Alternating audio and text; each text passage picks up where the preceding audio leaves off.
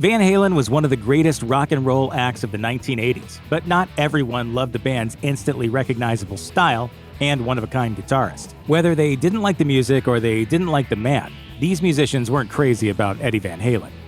One of the most influential and skilled guitarists to come out of the 1960s and early 1970s was Jerry Garcia, the chief musical architect of the Grateful Dead. One of the most impressive electric guitarists of the 1970s and 1980s was Eddie Van Halen, the exceptionally proficient centerpiece of the hard rock foursome Van Halen. While both are among the most famous and acclaimed guitarists of all time, their musical approaches and techniques couldn't be more different. Van Halen's ultra-fast riffs didn't exactly impress Garcia, who publicly declared that he didn't listen to their records during a 1985 interview with Fret's magazine. He elaborated, "I can hear what's happening in there. There isn't much there that interests me. It isn't played with enough deliberateness, and it lacks a certain kind of rhythmic elegance that I like music to have, that I like notes to have. There's a lot of notes and stuff, but the notes aren't saying much, you know?" Garcia wasn't the first or last person to call out Van Halen's signature style. It's music theory, not music fact, and there are no rules. In 1977, Fleetwood Mac released Rumors, a soft rock opus about the band members' romantic squabbles that went on to become one of the biggest-selling albums of all time. The year after, Van Halen released its self-titled debut, a loud and heavy collection that rocketed the band to the top of the rock world. Fleetwood Mac's lead guitarist, Lindsey Buckingham, declared his style of play, which pulled heavily from folk music and banjo-picking methods, to be antithetical and superior to Eddie Van Halen's two-handed technique. In 2012, Buckingham told Guitar World Acoustic that he found Van Halen's style to be far too showy, saying, "I've always believed that you play to highlight the song, not to highlight the player.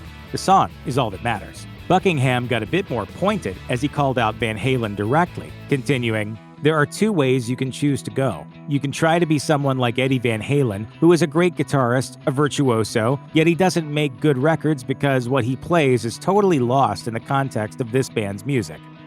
In June 1980, Van Halen played a show in Leicester, England, the same night the progressive rock band Rush was in town. Rush rented out a bar to celebrate, and Van Halen's road crew crashed the party. Van Halen singer Lee Roth told Cream in 1981 they cleaned the place out, which put their guys on edge a little bit. Nevertheless, Rush bassist Geddy Lee let the members of Van Halen into the bar and talked with Eddie Van Halen. Things didn't end well. Roth continued, "They'd both been drinking a little bit, and Geddy was playing some Rush tapes on a tape recorder. He said something to Ed, and Ed's beer got into the tape recorder. That caused a little friction." A year later, Lee and his bandmates tried to have their revenge. Rush opened for Van Halen in Las Vegas in 1981 and ended up telling the venue not to let anyone associated with the headliner in to see Rush play. The band's crews talked it out, and Rush relented, allowing a few guys to see their part of the show. Late that night, after both bands played their sets, Lee approached Eddie Van Halen in a casino with his hand out, seeking to make amends. Instead, he got slammed to the ground. Roth recalled, "One of our security guards didn't have the vaguest idea in hell who he was, and he came up and body-tackled him."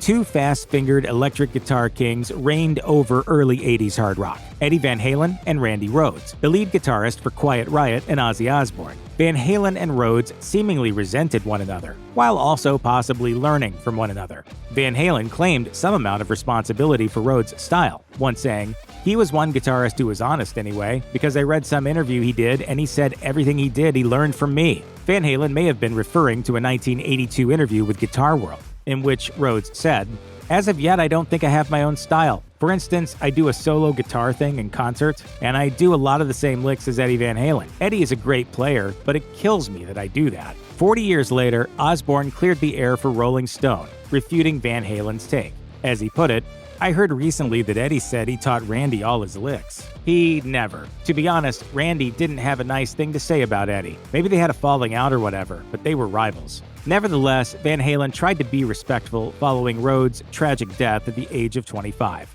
He might be up there jamming with Bonham and everyone else.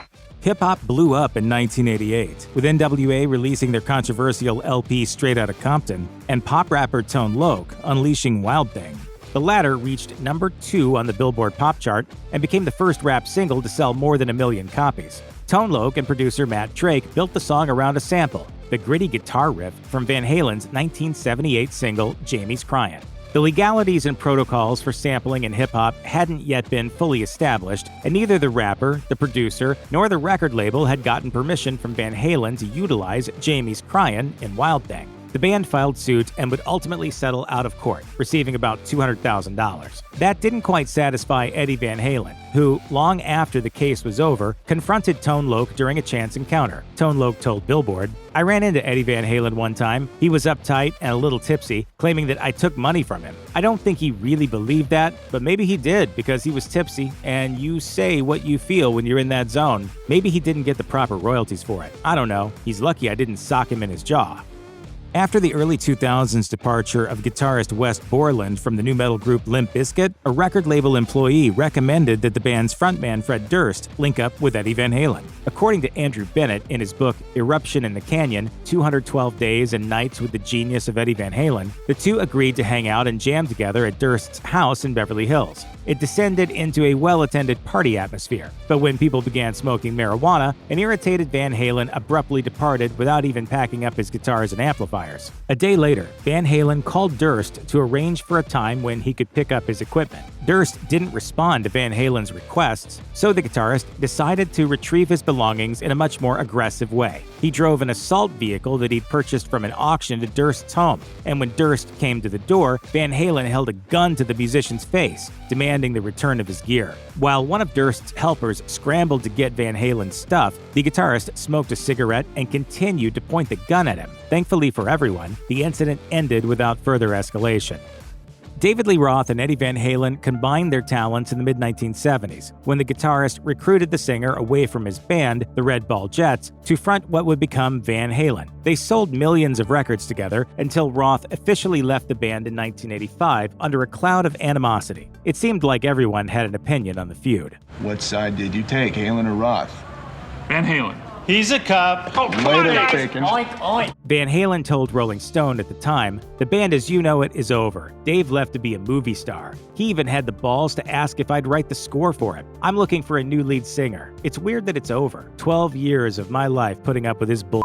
When things eventually broke down with replacement singer Sammy Hagar in 1996, Van Halen brought back Roth. The reunion didn't last. Eddie Van Halen hated Roth's showboating at the 1996 MTV Video Music Awards, but the singer did end up participating in some tours in the 2000s and a 2012 studio album. Roth admitted on WTF with Marc Maron in 2019, "There were always creative differences. We've never gotten along. We started in rival bands. Bitter rivals, but we were thrown together and it was amazing." As for exactly when he and Van Halen's mutual dislike began, Roth claimed that it had been going on forever, saying, "We have always hated each other, right up until the last phone call."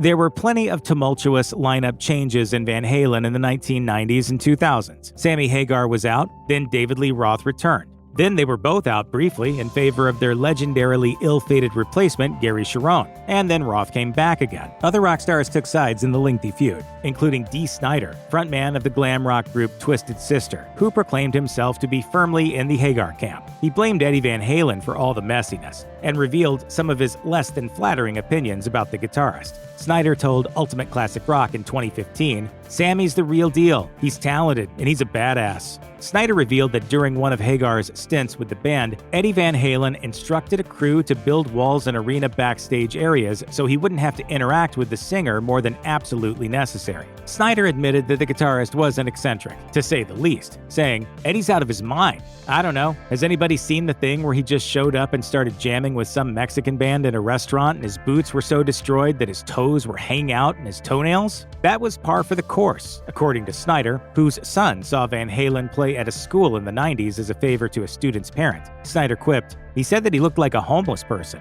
and I've heard that from so many people."